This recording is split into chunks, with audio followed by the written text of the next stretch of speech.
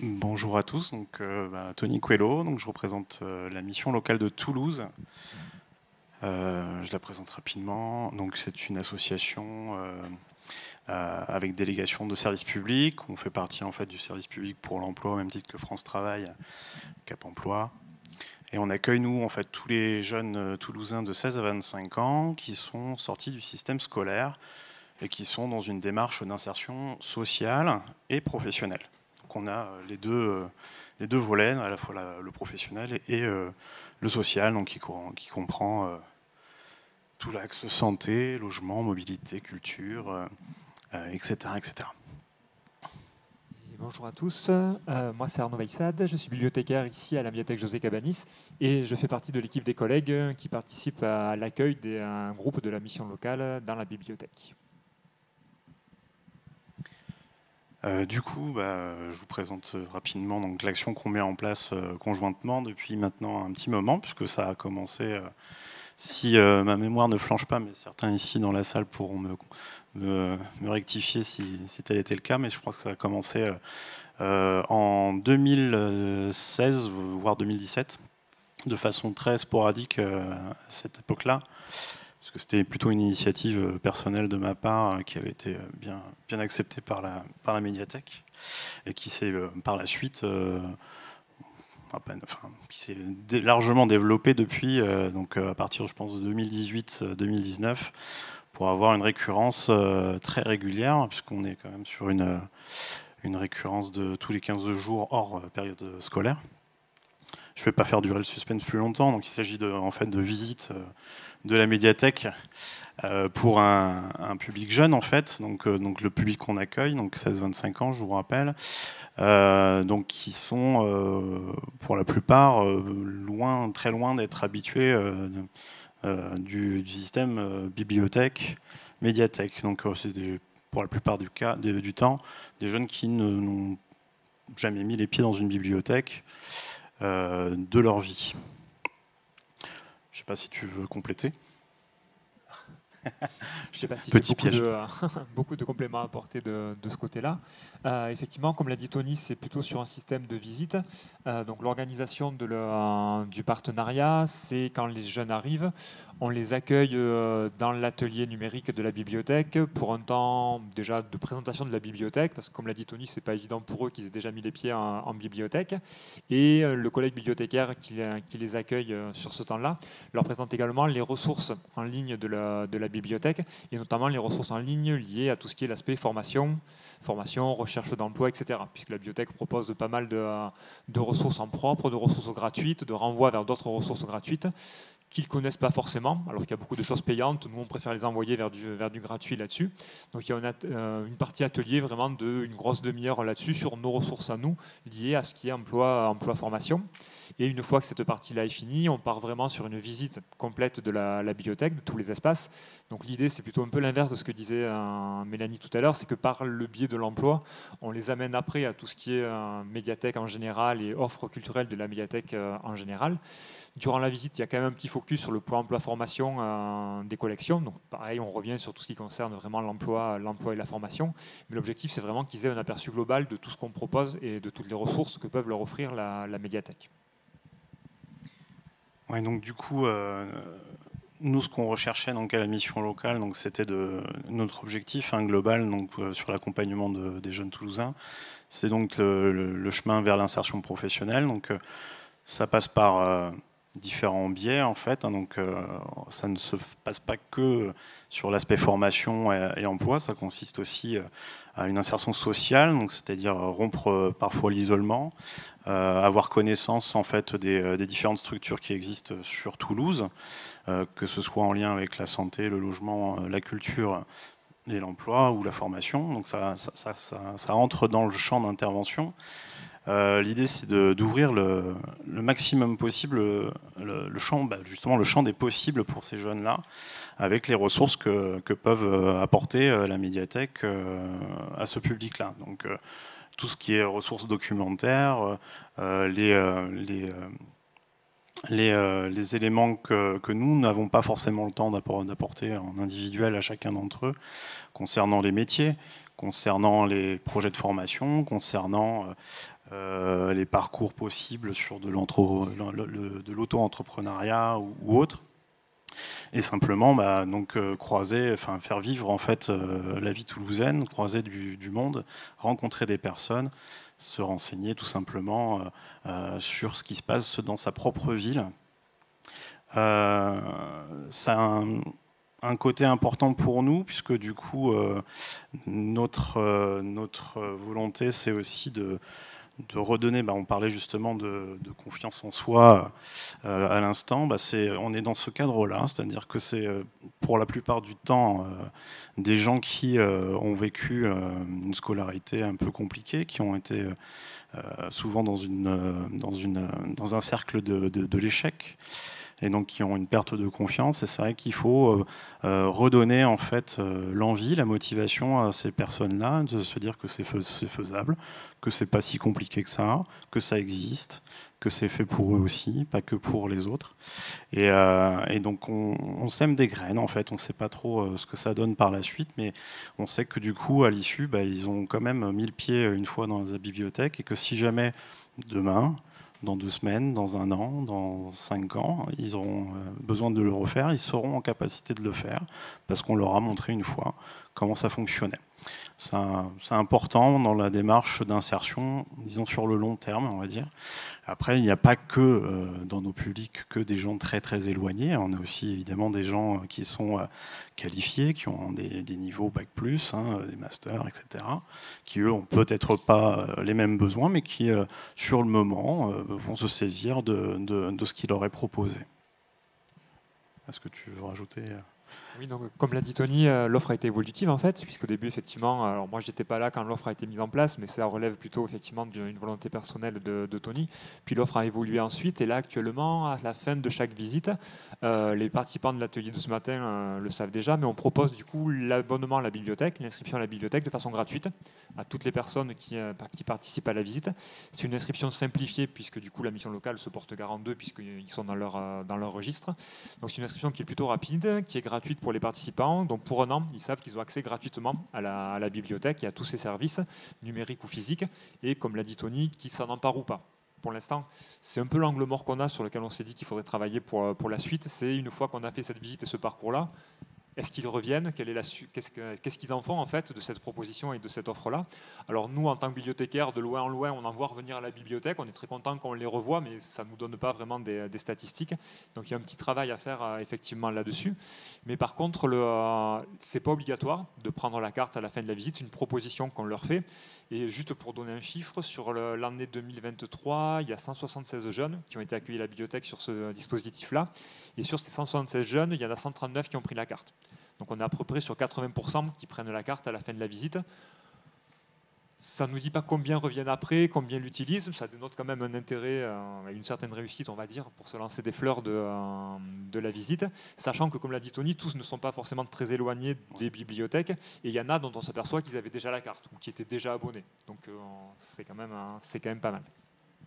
C'est une vraie réalité. On n'a pas que des gens très éloignés. Sur les 176, on peut préciser aussi qu'en fait, ça représente une dizaine de jeunes par visite, à peu près. Donc on en positionne un peu plus, si vous voulez. On a toujours un peu de déperdition. On a un taux d'absentéisme qui existe. Il est moins fort que sur d'autres actions, mais en tout cas, il est là. Je crois qu'on est aux alentours de 70% de présence, un petit peu moins.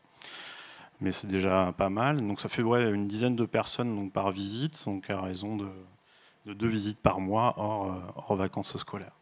Donc ça représente un beau schéma. Sur le 2024, on n'a pas des chiffres arrêtés puisque l'année n'est pas écoulée.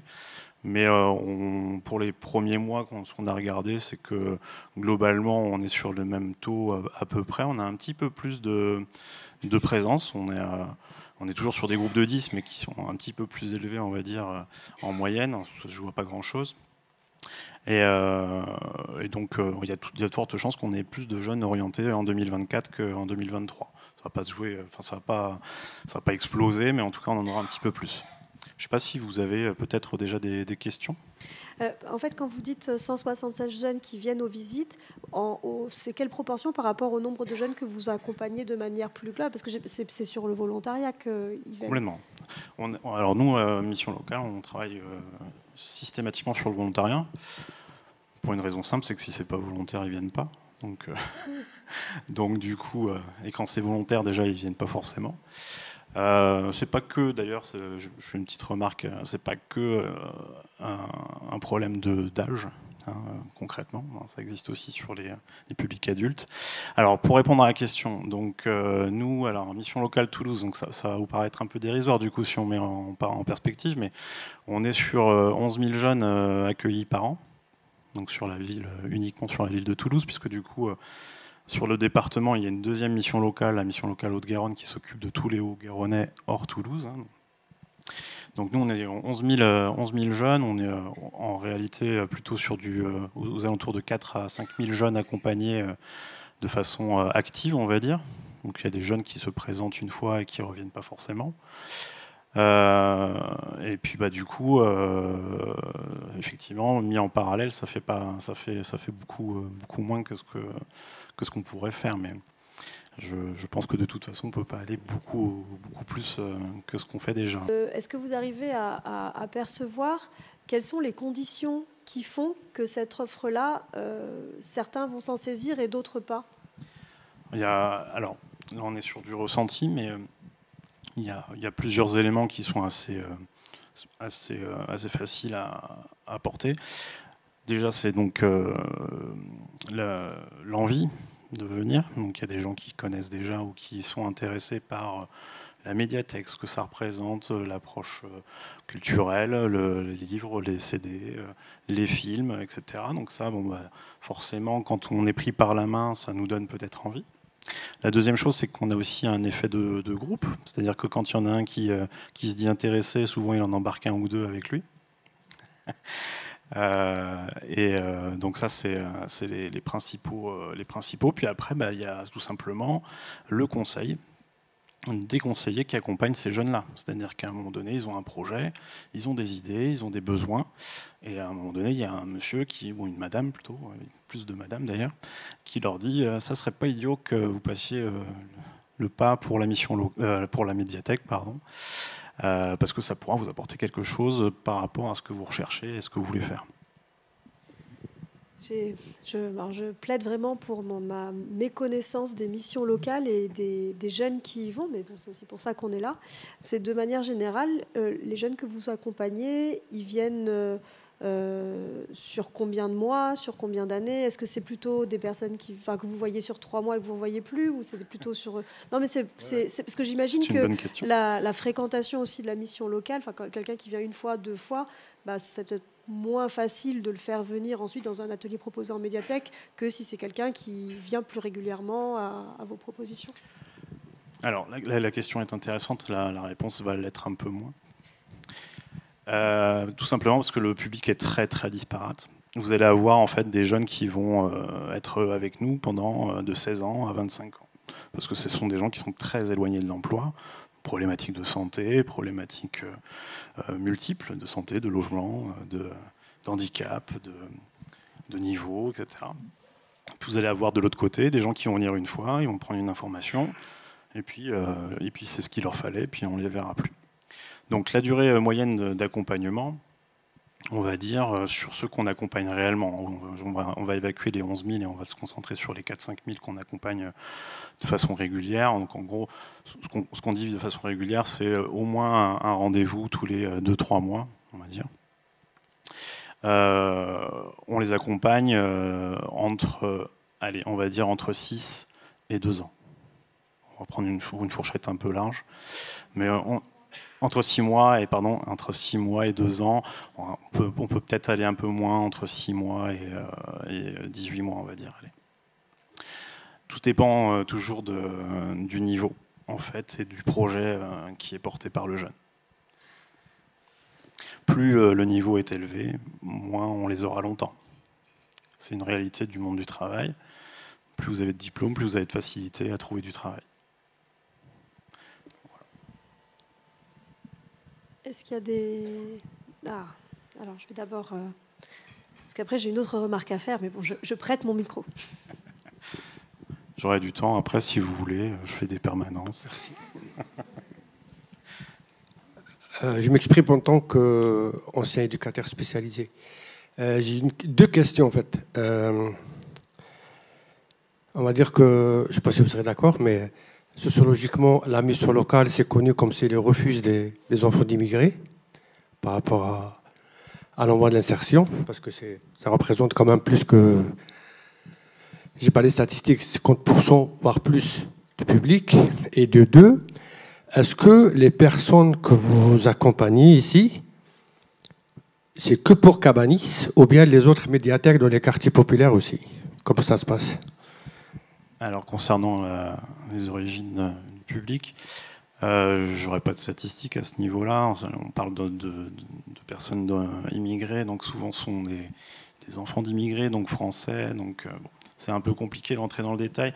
Il y a effectivement beaucoup de personnes qui ont des origines étrangères. Après, je ne saurais pas vous dire si c'est des étrangers ou des Français. Moi, enfin, la plupart d'entre eux ont une carte d'identité française. On reçoit aussi quand même des personnes sans identité française, enfin, diverses origines, il n'y a pas de difficulté là-dessus.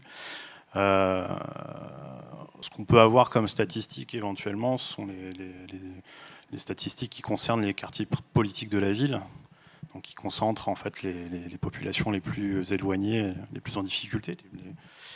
Donc ça, on a effectivement beaucoup de personnes qui passent dans nos services, évidemment. Concernant l'offre de services des bibliothèques, à ce jour, on a conventionné avec José Cabanis. Il faut savoir que les cartes d'emprunt sont utilisables dans toutes les bibliothèques.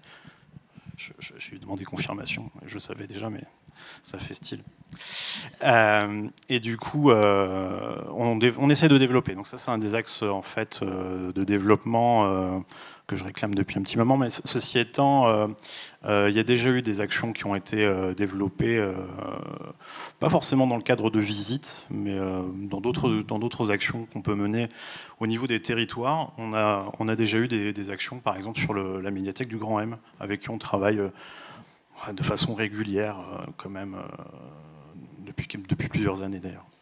En vrai, les bibliothèques, elles font tous des accueils et des visites de bibliothèques. Donc ça, je pense que les bibliothécaires ici vont pas dire quelle originalité. Mais par contre, moi j'ai déjà entendu dans beaucoup de bouches de bibliothécaires qu'un gros frein à ces visites qui peuvent être ponctuelles, c'est le fait que quand la bibliothèque n'est pas gratuite, l'acquisition, l'abonnement, et Françoise me fait oui de la tête, l'abonnement de la bibliothèque, c'est un frein, même si c'est très peu cher. Et ce que je retiens, moi, de votre expérience, qui me semble par contre très intéressant, c'est que grâce à ce conventionnement, les personnes qui font cette visite ont un abonnement d'1 an gratuit. Et peut-être que ça, c'est quelque chose qui peut aider de sortir, non mais à voir, hein, mais qui peut peut-être aider de manière très ponctuelle à permettre aux personnes qui viennent accompagnées par des associations un accès d'1 an à la bibliothèque. Enfin, je me dis que en tout cas dans votre présentation, je me dis que des visites en bibliothèque accompagnées par des acteurs du champ social, ça se fait beaucoup. Mais par contre, ce frein de la carte payante, peut-être que grâce à ce conventionnement, en l'inscrivant dans la convention, ça peut ouvrir une fenêtre Juste échappatoire. Une petite précision là, sur les visites sur les autres bibliothèques.